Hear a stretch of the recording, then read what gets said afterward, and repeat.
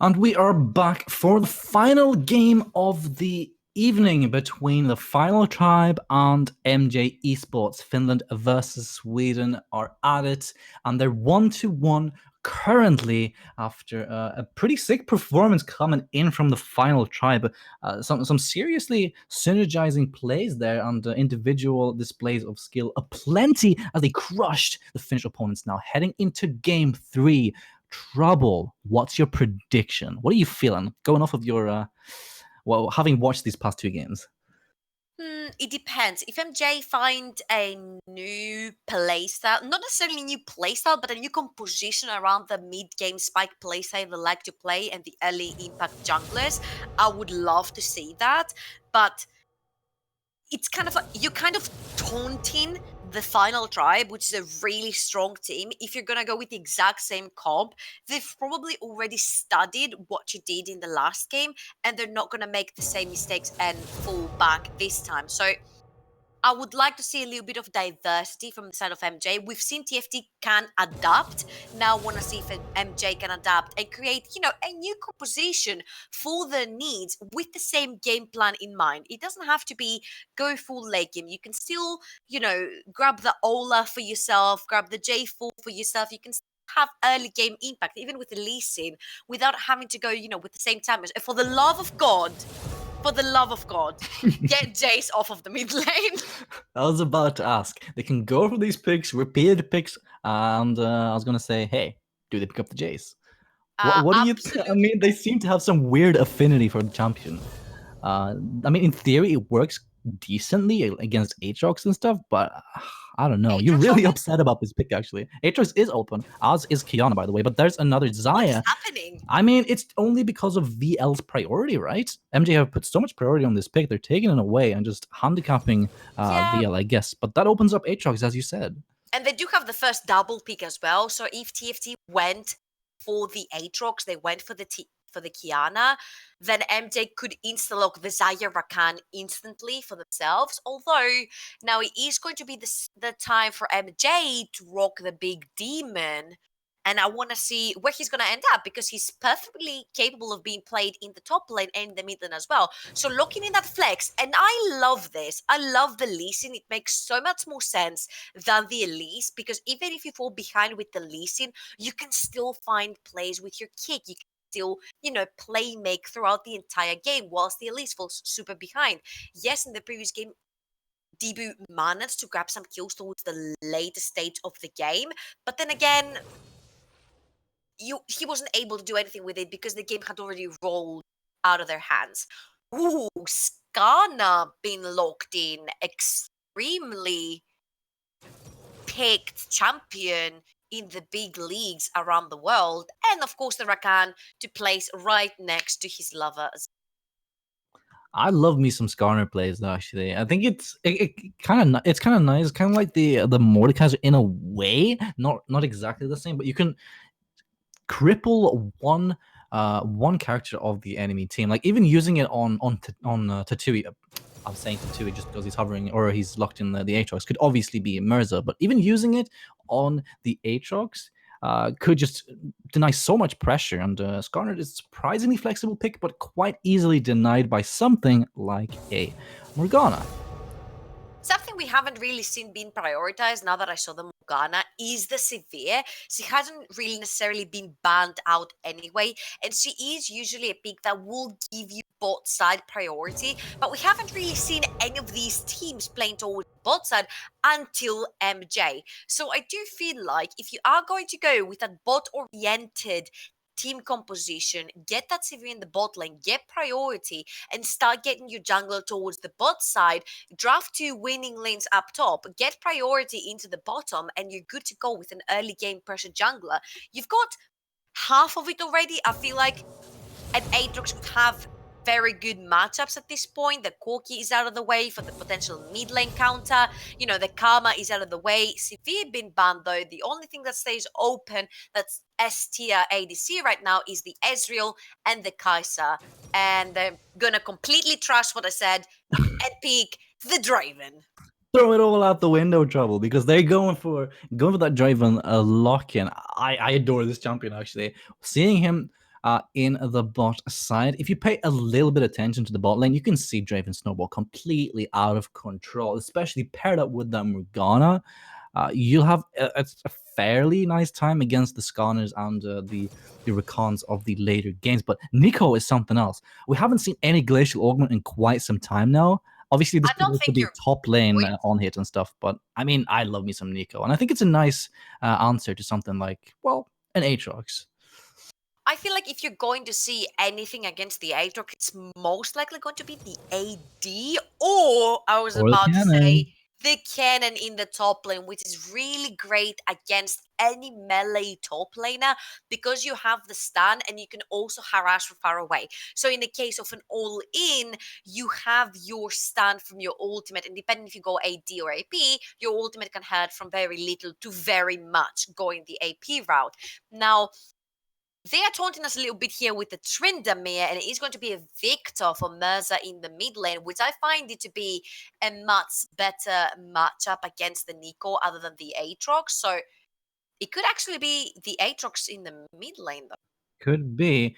How do you answer the ranged harass by a cannon? Well, just slap another ranged champion up there. Victor will be more than happy to trade onto the cannon with those shields and the laser. Just toss them in there. Should even have some priority onto Wazer here. However, in a 2 versus 2, I believe that the final tribe win out by a large margin. Yeah, if we're talking about the top side of the map, definitely. So this is a little bit weird of how it's happened. You get priority in the top lane if you're MJ because you do have the push potential Victor, and you also have the pressure in the bot lane. And I love that they're going for a very aggressive bot lane duo from the side of MJ because it was VL in the first game that carried them to victory. That 10-0-10 Zaya was the game breaker for TFT. So the fact that they're getting the Draven down there, I'm expecting the Lee Sin to play towards the Draven. You have to cast in super early into the game. You need to get these items before Zaya starts stacking up hers, and they can actually harass a lane such as Zaya and Rakan. And you see here that Kreisberg and Collide have actually realized what's going on in the bot lane, and they don't go for the original route of taking P on the Zaya. They're going to kill and ignite respectively on the Rakan. That's a nice adaptation for them, realizing that VL is going to be a threat, a very real one for sure. And also, it's kind of funny, right? How MJ had VL snowball out of control on the Zai on the 10-0-10 Zai in the first game. Prioritize VL so much that they actually first pick the champion again, and then in the third game they don't really adapt. They just double down and just slap a Draven on him and say, "Hey, carry us, will you?" Surely they will have to focus a lot on the mid side in the first 10 minutes to make that one happen.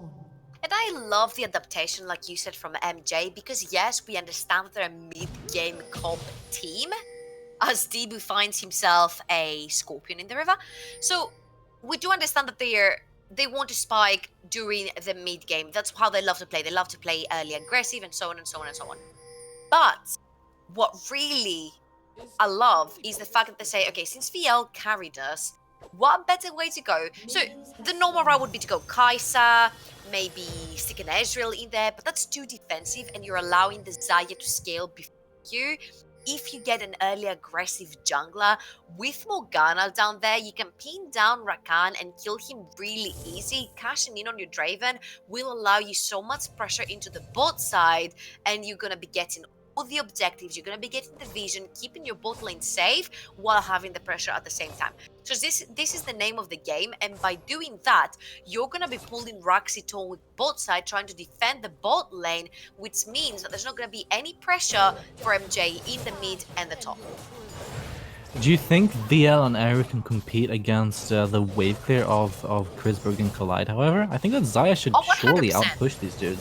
Yeah, No, through no, pure brute 100% forcing. sure. Because you have the feathers, sure, but Draven can almost two-shot the minions at this point with his axes, and then Morgana can put down the pull and pressure herself. You see how much they value here, pressuring the lane super early, getting that level 2, so they can actually get the pull down and continue the pressure.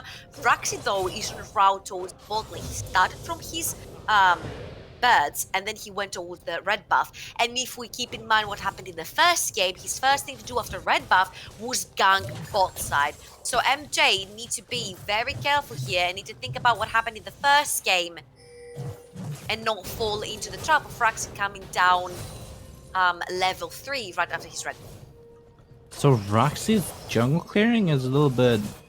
It's interesting. He started actually... The wolf camp has been taken.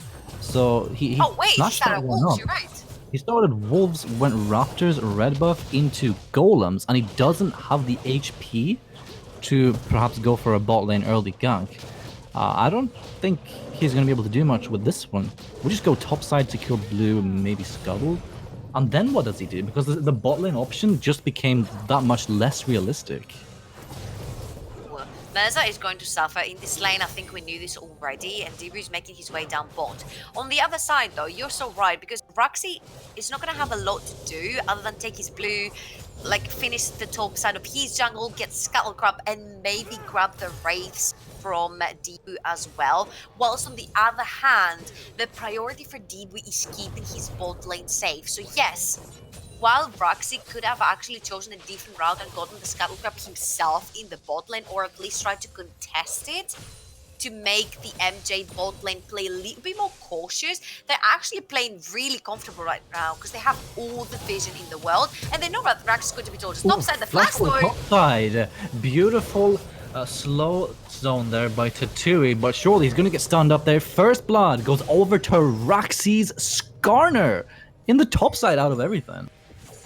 And Debu also fancies a fight in the mid lane. Yeah, in the mid side, it's not over yet. Actually, Royal Cannon is on the right side. He tried to juke, and he did, but can he really get out here? Watch Raxi. He will be able to come in, but the shield, is it? No, he doesn't have shield. Sorry. Debu is the Lee Sin, not Raxi. He's running that Skarner and is brawling it out against Mirza. Shows up at the right time, at the nick of time. That root comes in, and it dissuades anything else. So nicely assisted by Raxi to save his mid laner. And you can see how strong is Ghana as well. He literally went topside and came down bot with full HP. There was a little bit of a lag happening in the server right there. Just Black Shield to stop the knockup from happening right there. And you saw that in this 2v2 that happened in the bot lane. Ignite was used by Collide, but no summoners were pulled from the side of MJ. So now is the time to get Debu down in that bot lane and try to force some flashes, and even better, get some kills down on your Draven. Getting that Draven snowballing is the key to success here for MJ, especially so since Tatui just got killed off on that Victor, and obviously Mirza is struggling once again. Dark Binding lands Ignite, but Collide manages to dash over to Krisberg, who heals him right back up, survives the Ignite and the damage, and actually, in fact, it's Vio and Eru who are stuck with quite a low amount of HP, and Krisberg gonna choose to recall also, actually, so some leeway being thrown at the side of MJ. Both stay, actually. No, it's just Krisberg that's down in the bot lane, which is very dangerous, but it could be a bait because Rax is just around the corner. So if they play too aggressive, they don't know that actually Krisberg is right there. Oh boy. It's true. Yeah, the root is going to come in here. Flash forward by Raxi, I believe. That's such nice patience here. Raxi does not have ult. Remember, how many turret shots is he willing to tank? And not anymore is the answer to that one. Wezo versus Tatui up in the top side. It results in an equal trade. Debu takes the Lee Syndrome, gets knocked up, and surely should die. Flash forward by Krisberg there. Oh man, the decision making. Debu greedy for that fight. He had no teammates anywhere near there. Surely that's insanity to go for that play. Wait, that reminds me of myself when I play Katarina. I have to take all of my daggers. It's like an unwritten rule. So maybe Debu is playing kind of the same game with his Lee Sin. Whatever Q he hits, he has to take it. This one took him straight back to the fountain, so it wasn't very successful, and it's going to give the Ocean Drake over to TFT, which they're gonna be really happy with that because the top lane is struggling right now. Victor will actually swing everything and start winning this matchup with Cannon because you can fight him from distance, which means that the Slicing Maelstrom is not going to be hitting him, whilst his ult is going to be hitting the cannon.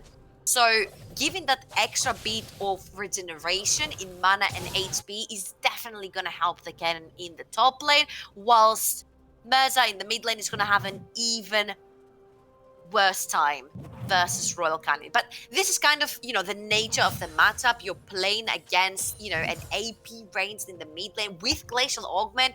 It's pretty obvious you are going to suffer a little bit. So again, Mirza being the bait team. We'll see if he can transform, though, like Royal Cannon did in the previous game, into this huge Titan in team fights. Oh yeah, Mirza's been thrown under the bus again for the third game in a row, really. But this poor guy doesn't get to play League of Legends, it seems. Stuck against this Nico. Watch Wazel in the top side. Beautiful ult there coming in from Royal Cannon's Nico. And that's Wazel who finds himself in the middle of Mirza as well as Debu. But the damage is there. Raxi. They can't trade back. Raxi is right on point, right on time. And you ordered a kill onto Mirza. This guy, he doesn't get to end his suffering at all. Poor guy. Oh no, it's not enough that he's actually having a bad mid lane matchup. He gets killed in his effort to try and get a kill for the team. Now they're up, kills down, and 2,500 gold deficit. 8 minutes into the game, that's not looking good for MJ. Unless they can somehow try and snowball that Draven.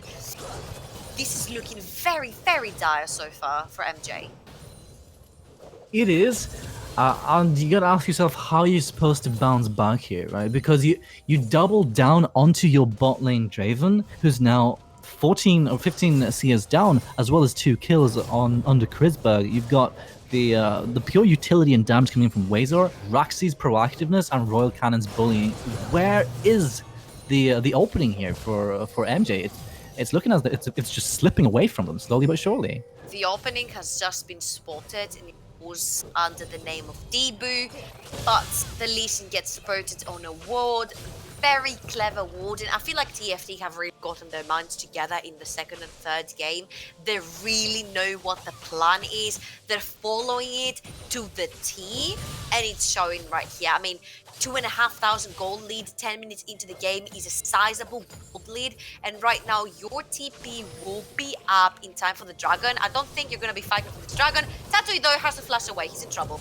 There is the Predator onto his gun, and though gets flashed upon and should surely be ulted also. If it's even needed, Raxi positions nicely onto that plant. A blasting cone right there, and there's no way for the 2 to get out. Meanwhile, Royal Cannon and gets the root and the ultimate onto 2. Raxi's there again. This man's everywhere, but Mirza has had enough of your crap and picks up a kill of his own onto the guy who's been bullying him all lane long. But perhaps he's a little bit too confident, because there it is. Wazo and Collide do find themselves at the right spot in the right time.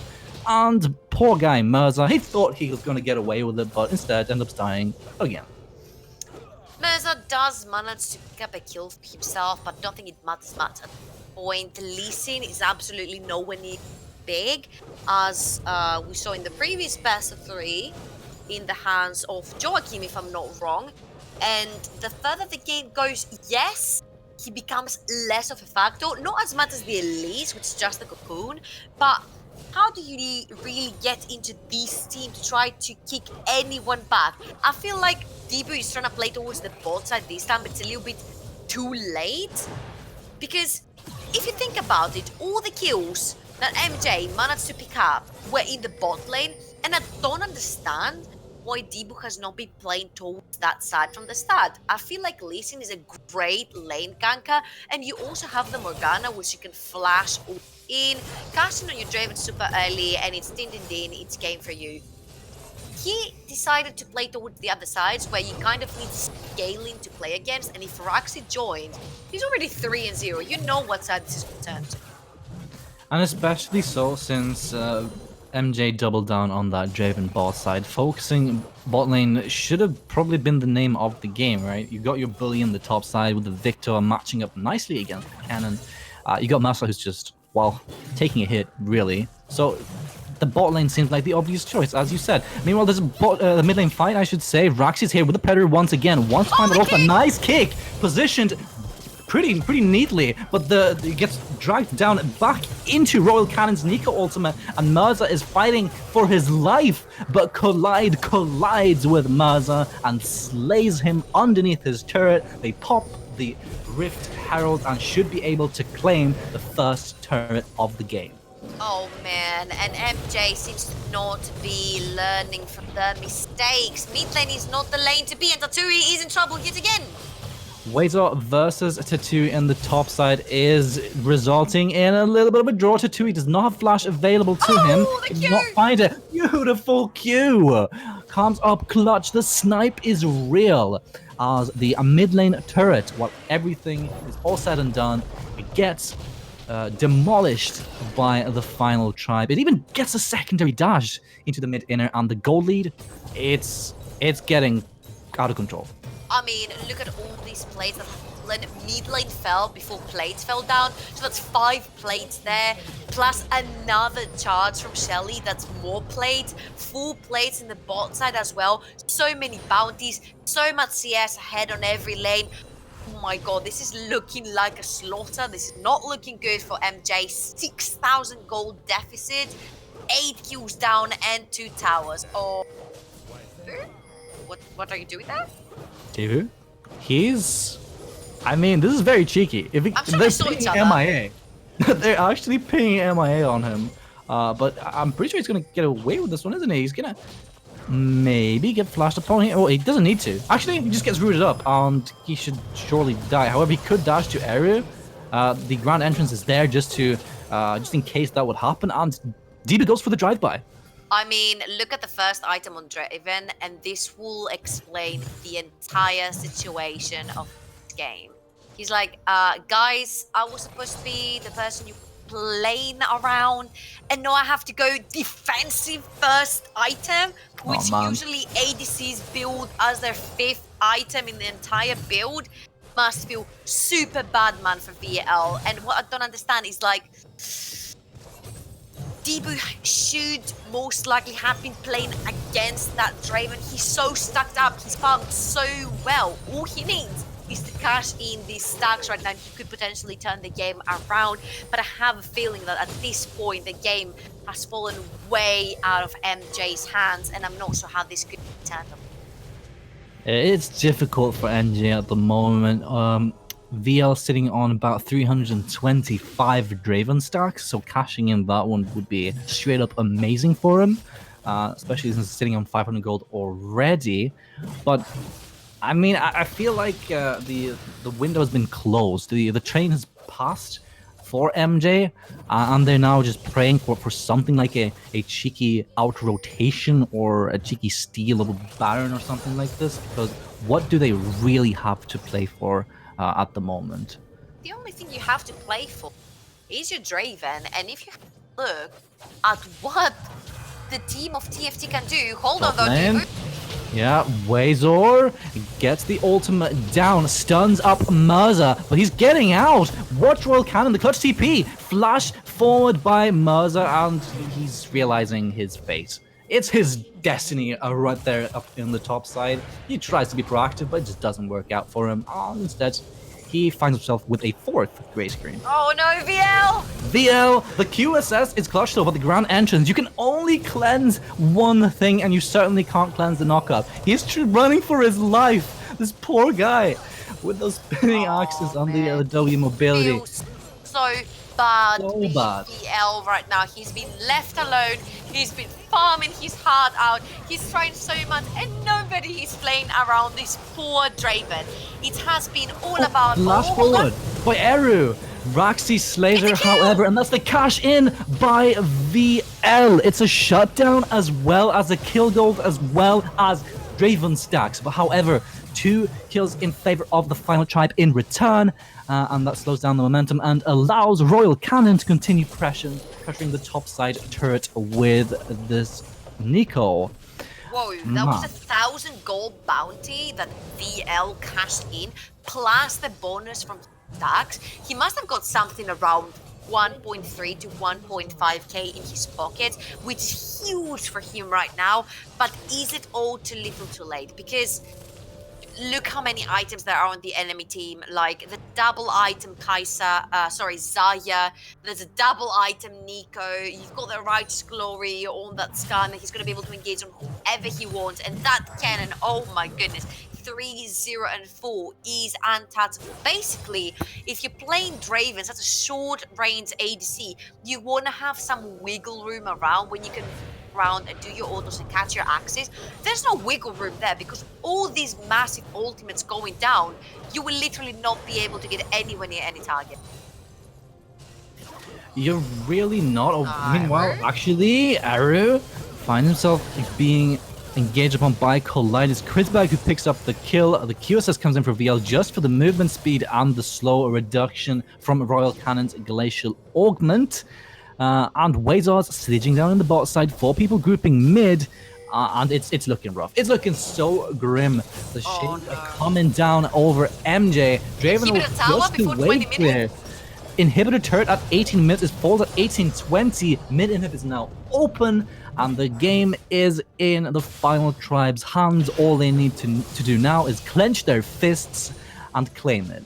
Praxis being in Baron, he's like, oh man, 1 minute and 33 seconds. Come on, we want to get this over with. 10,000 gold in the lead for TFT right now, not even 19 minutes into the game. If this game is not over and done with, then I'm going to, I don't know, take apart all of my certifications for anything. And I'm lucky about this because I don't really have any, so even if they manage to turn this game around, I wouldn't. But you get the drill. If they turn it around, Trouble Inc.'s casting career ends, ladies and gentlemen. She's that confident in how one-sided this match is for the final tribe. Now, all the final tribe needs to do is just troll you really hard and just throw the game. But hopefully they're not about that life. Instead, there's some Baron setup going on here. They're sending Wazer in the bot side, crucially without a TP though. And MJ want to respond. That is the chance right there, right? No TP onto the cannon.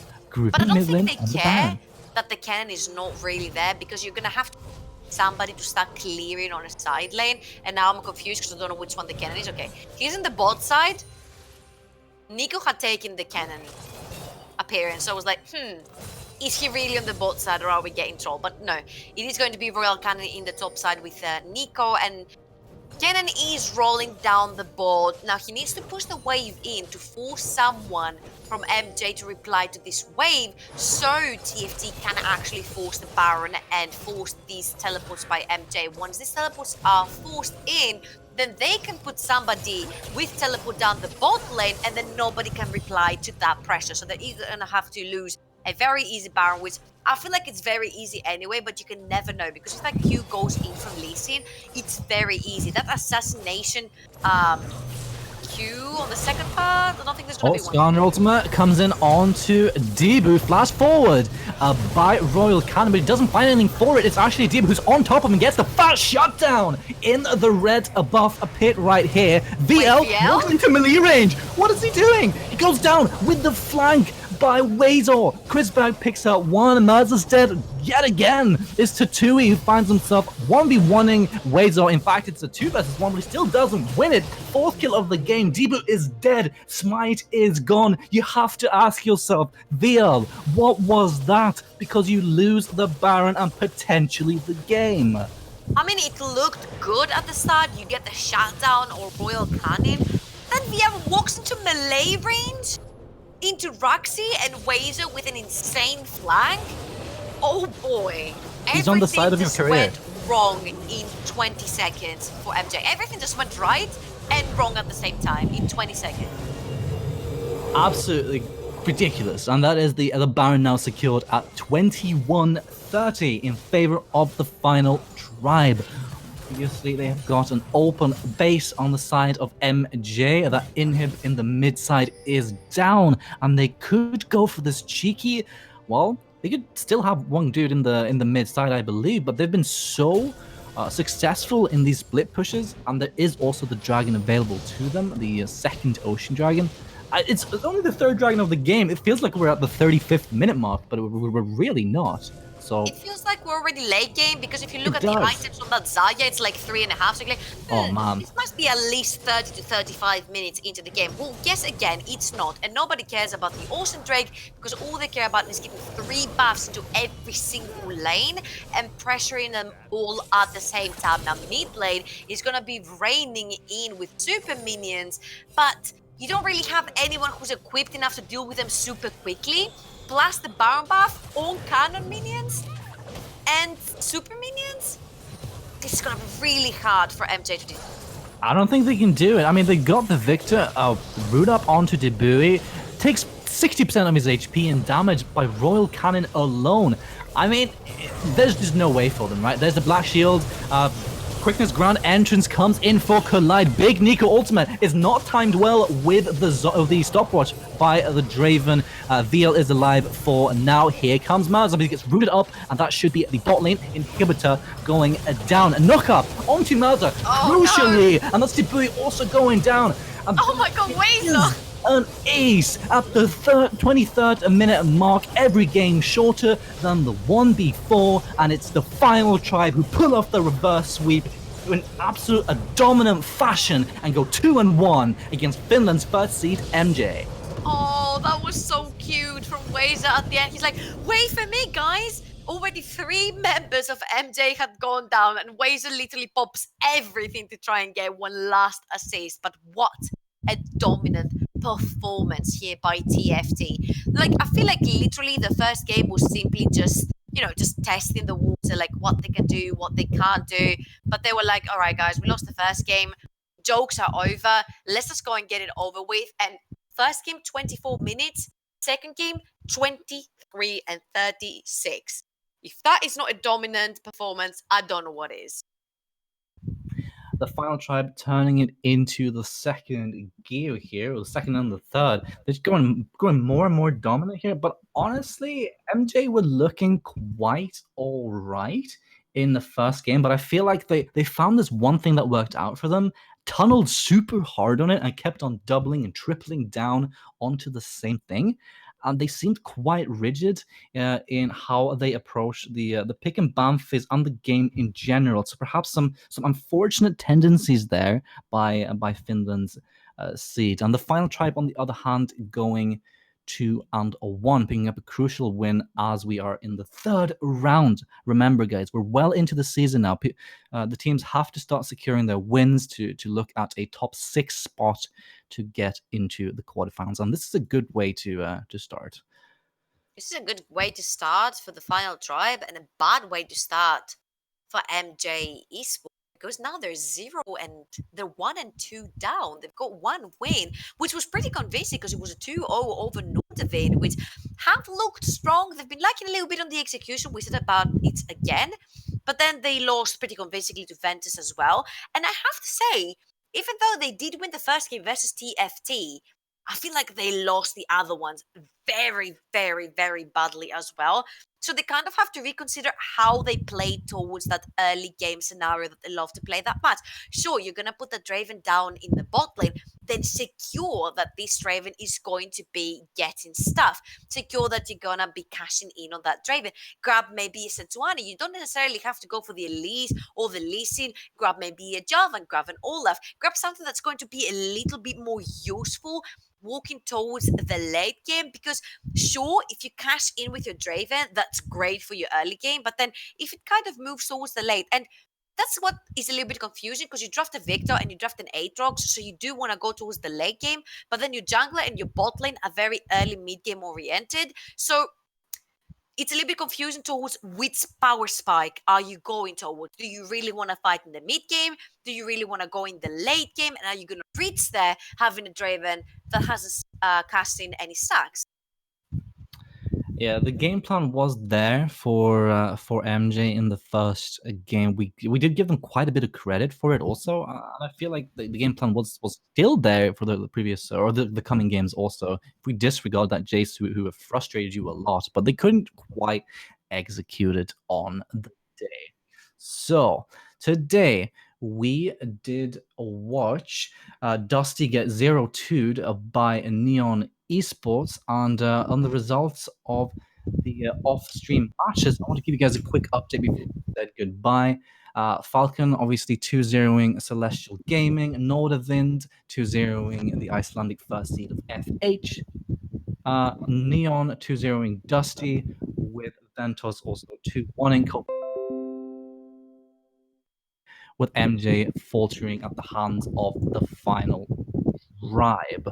So, from me, Trouble Inc., and the studio broadcast crew here at the Monster Energy DreamHack Studio, we bid you all farewell, but we will be back on Thursday, same time, same place, same faces. See you guys then. See you.